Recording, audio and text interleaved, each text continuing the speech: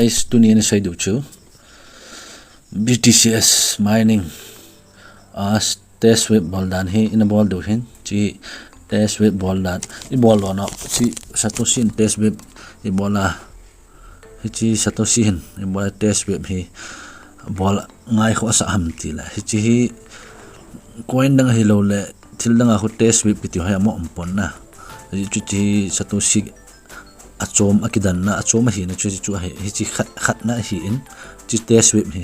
in jo lam main net hong lu na nang man coin dang to joy exchange na ti ting la swap ngai hen na hi chi swap ball thaina ding ball thaya he pha in aji chu injok ting le chi test ball lo ha chi mining ball he mi he tam yo he test ho chi cryptocurrency ho hi it swap ball dam it transfer receipt ball dam ti hello tam na main net lu ting le hi chi cryptocurrency hen nang man thun khat na ball khela address hami pi ham na ball khela among somong ji na koi ma blame nang o thailo na ball khila mon na nang wang na ball tu nang wang hi achu chi ball thaya he thei ning achi ha sata mining hung ki bola chi mining ball kham cha man di chu chi Satoshi te na de lo mo sa mo man di chu hi aji chu he lo ting la crypto ka ka sei banga chu I ball khela mon na chun ei wang se ji cryptocurrency blockchain na ja chu chi BTCs test web he mi ocean ball hitin aji mining ball ocean chi asti me hin be bin nang tu na chi hitin wala pa na ba dam address hi or option Twitter hi me la sun na si umtante to nang chi test na chi focus tbtcs chi test net address na chi swap test kiti swap.test.btcs.network.kt na chi he tu test web in ball chu tu ama se pena hoya chi do ham chi swap ball ni dinga chu metamask chi tin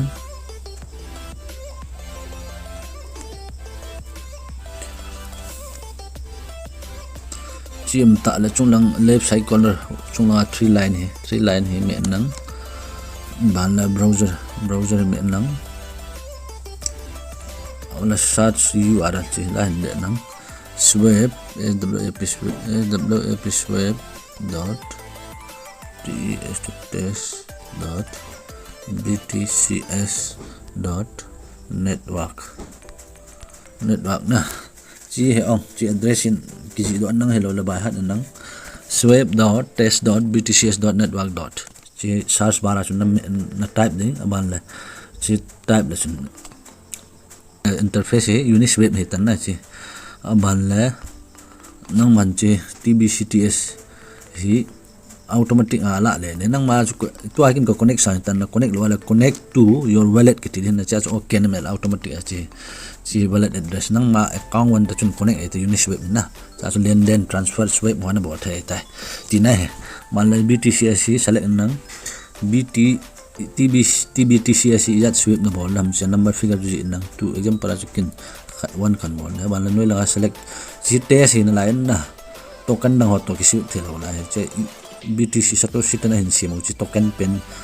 susdt chi na select de adang hoi thelo la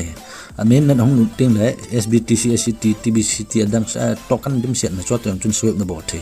tu ai hon select do chu susdt chi select nang aman la tu smith red kimle de 1 tbtcs is equal to 1035.9 susdt ki bang hana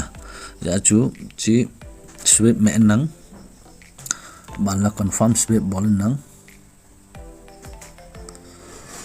chi estimated gas fee 0.50 bcts nang man one na koi le gas fee hi chi extra chi fee hana tax chi hala adu he ban la confirm chi transaction submitted waiting for confirmation man la chi close bol nang chom khat nga la chun confirmation hong ka chom khat nga nang chi transaction complete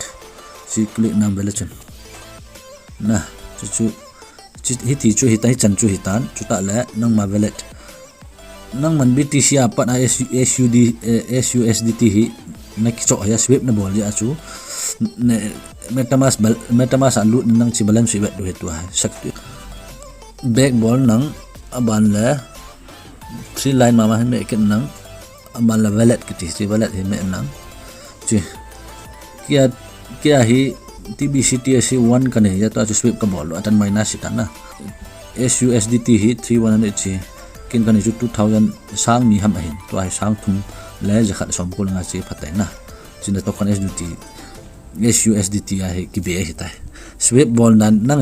men na hang lut na pancake sweep hi jong la uni sweep hi jong la chi ki bol dan sweep bol de dan ki bang hen chu paten he bin nang men na hitting le hoita a hi adi chana bol thani di bin na ngai si chan si chu hi tan chi satoshi mining chung chang thua hi het no mo video a sim di phana sa ma la hen se bin nang